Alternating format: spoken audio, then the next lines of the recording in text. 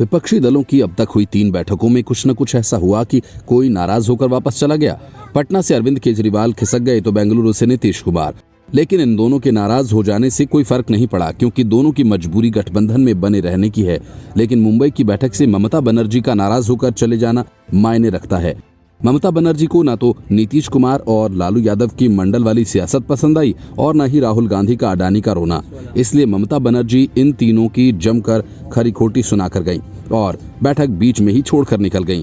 नीतीश कुमार और लालू यादव जातीय जनगणना के नाम पर मंडल की सियासत चमकाना चाहते थे, लेकिन उन्हें शायद ये नहीं पता कि जमाना मंडल का नहीं सिलेंडर का है। ठीक वैसे ही राहुल गांधी अडानी के नाम पर मोदी सरकार पर फर्जी भ्रष्टाचार का आरोप लगाने की लगातार कोशिश कर रहे हैं।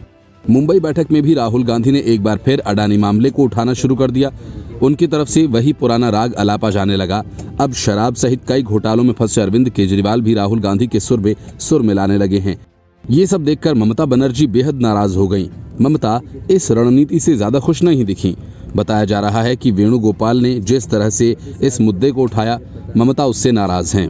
उनका तर्क ये है कि जब गठबंधन बन चुका है तो अब हर हमला आपसी सहमति के साथ ही होना चाहिए। लेकिन यहाँ पर राहुल गांधी ने बिना किसी से बात किए इस मुद्दे को उठा दिया और सरकार पर आक्रामक हो गए। इसके अलावा ममता बनर्जी अभी कांग्रेस के रवैये से भी खफा चल रही हैं। पश्चिम बंगाल में कांग्रेस का लेफ्ट से गठबंधन रहने वाला है या नहीं, अभी तक कांग्रेस ने इस पर अपनी रणनीति स्पष्ट नहीं की है। ममता इसी बात को मुद्दा बना रही हैं। उन्हें कांग्रेस पर भरोसा नहीं आ रहा है। अब ममता बनर्जी की ये नाराजगी गठबंधन को भारी पड़ सकती है।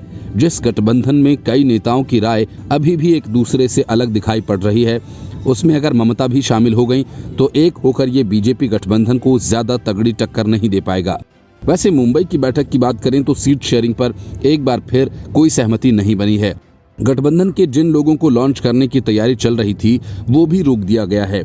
इतना जरूर है कि संयुक्त रैलियां करने पर जोर दिया गया है।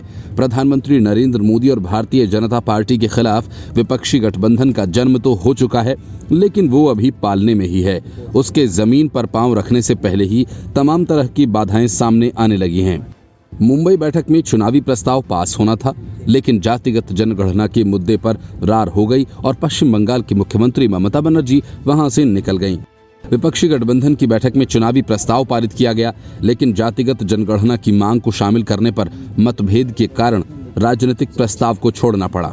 राष्ट्रीय जनता दल यूनाइटेड और समाजवादी पार्टी ने जातिगत जनगणना की मांग का समर्थन किया, जबकि ममता बनर्जी विरोध में उतर आईं।